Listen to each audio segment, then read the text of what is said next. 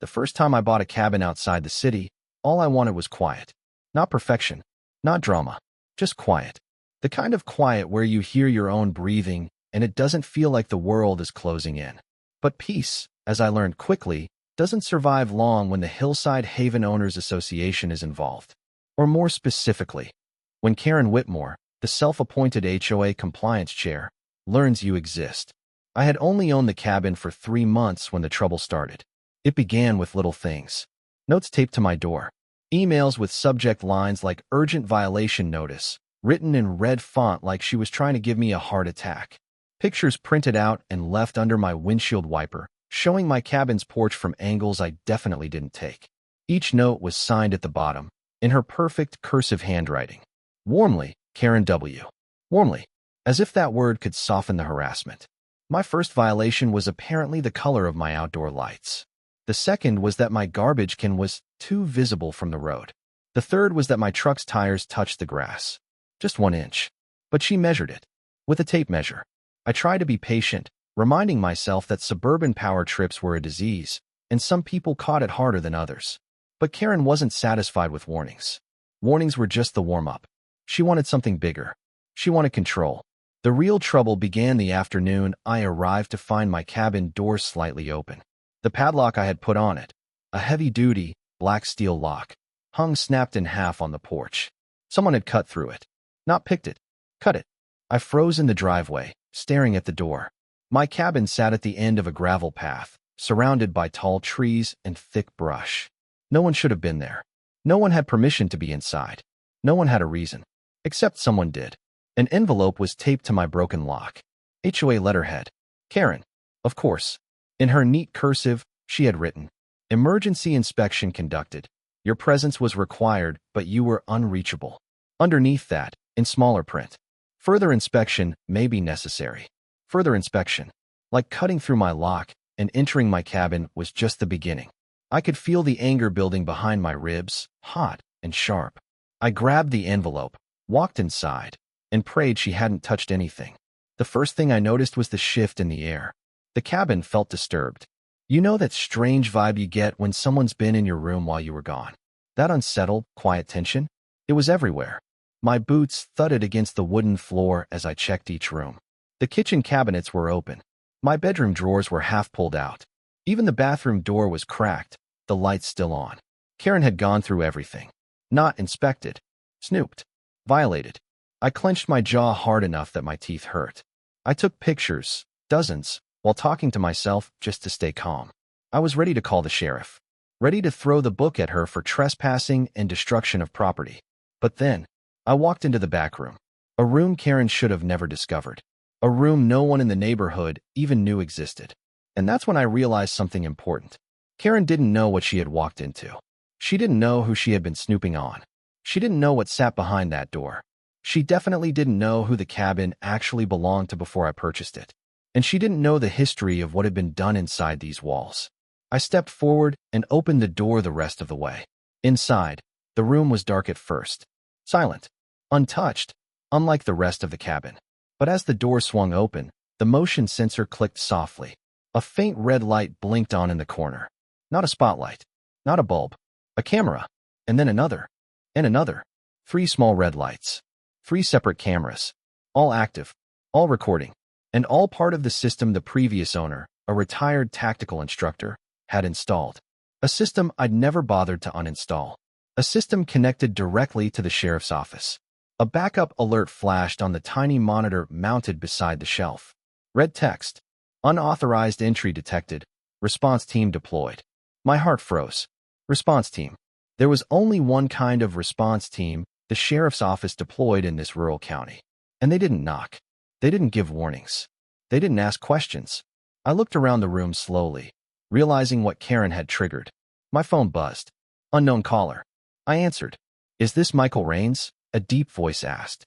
"Yes," I said cautiously. "This is Deputy Collins. We received a break-in alert from your address. Is anyone inside your home right now?" I swallowed. "Yes. Me. I just got here. But..." "Stay where you are," he cut in. "Our team is approaching the property." I turned toward the window. Through the trees, I saw shapes moving. Dark shapes. Camouflaged. Silent. A tactical team. Armed. Approaching the cabin like it was a hostage situation. And then, behind them, familiar blonde hair, tense posture, arms crossed like a general inspecting her troops. Karen. Watching. Smirking. As if this was the most exciting thing that had ever happened in her HOA career. She thought they were here because of me. She had no idea they were here because of her. I felt a slow, cold wave wash over me. This was bigger than a broken lock. Bigger than a trespassing complaint. Karen had just escalated things into a whole different world. A world she didn't understand. A world she wasn't prepared for. And a world that was now watching her, through 3 silent cameras, with a full tactical team behind the trees. I stepped away from the window, adrenaline humming under my skin. The situation was spiraling, fast. Karen was walking straight into something she couldn't control, and she had no idea what awaited her. No one knew. Not yet. This story wasn't close to ending. It was just beginning. And what came next would change everything for all of us. Continuing the story, Part 2, open-ended and ongoing. I didn't move for a long moment.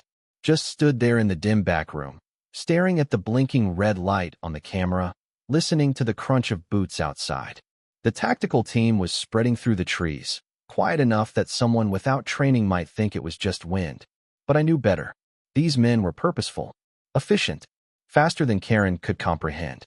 Karen, meanwhile, hovered behind them with her arms folded tightly across her chest, standing on the gravel like she owned every stone on it. Her expression said she believed she'd caught me in some grand violation, the HOA victory of her lifetime. She had no idea she had triggered a law enforcement response meant for actual threats. She thought this was just another one of her petty wins. A chance to boast. A chance to send another email titled "Immediate Compliance Required." I could almost hear her voice in my head. Smug. Clipped. Superior. The type of voice people use when they've never been challenged. Never been told no. But that was about to change. My phone buzzed again. "Mr. Rains," Deputy Collins said, "we're approaching your position. Do not make any sudden moves when you exit the cabin." I nodded automatically, even though he couldn't see me. "Deputy," I said quietly, "there's something you need to know." But before I could finish, a loud knock shook the cabin. "Sheriff's Department," a muffled voice commanded. "Step outside with your hands visible." I took a slow breath, opened the door, and walked out.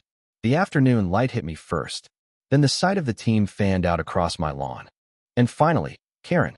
She stood near the gravel path in a pastel blazer and pressed khakis, glaring at me like I had personally offended the earth by existing. The moment she saw me, she huffed loudly, then jabbed her finger at the broken lock still lying on the porch. "There he is," she snapped. "That's the one causing all the trouble. I told you he was hiding something. Didn't I say it? Didn't I say there was suspicious activity?" Her voice had that shrill edge that could peel paint. One of the officers cut her a look that clearly said he hadn't asked for her help. But Karen didn't notice, or pretended not to. "Ma'am," the officer closest to her said, "please stand back. This is an active response." Karen scoffed. "I am the head of the HOA. I have every right to be here. This is our community."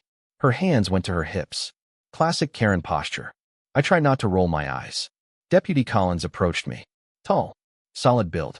Face carved into a permanent frown of someone who had dealt with far too many idiots. "Sir," he said, "we got an alert from the security system installed inside the residence. Was anyone else inside the cabin when you arrived?"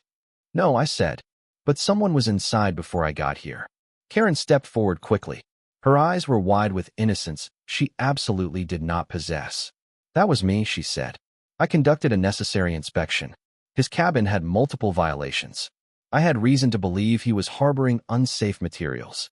The deputy blinked. "You entered his private property without permission?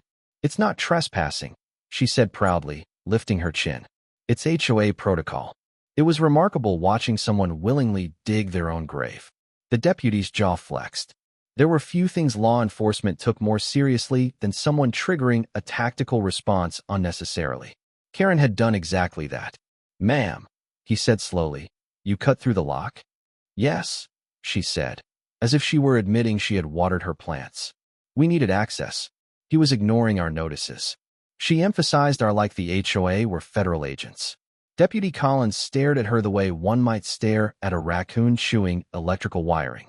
Has he ignored any actual legal notices? He asked. Karen blinked rapidly. Well, not exactly legal notices. HOA notices. Same thing. No, Collins said flatly. It isn't. Another officer spoke into his radio, glancing at the cabin, then back at me. Sir, the alert system was triggered by the break-in. The previous owner set it to notify us immediately because of the nature of the equipment that used to be stored here. Karen's eyebrows jumped. I didn't look at her. I didn't have to. Her bratty curiosity filled the air like cheap perfume. What equipment? She demanded. That information is private, the deputy said. Karen puffed up. I have a right to know what's being kept in our neighborhood. It could be dangerous. It could be illegal. It could. Ma'am, he cut in, voice sharp. You cut open a resident's lock and entered without permission. That is dangerous.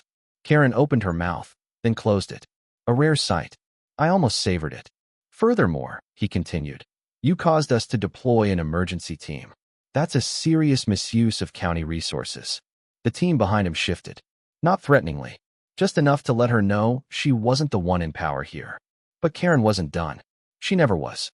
Officer, she said, drawing herself up like she had seen on crime shows. I need you to understand that I was only doing my duty. This man has been refusing to follow our guidelines for months. There was reason for suspicion. What exact suspicion? Collins asked. Karen's eyes darted. Her voice softened. He doesn't participate in community events. The deputy stared. I stared.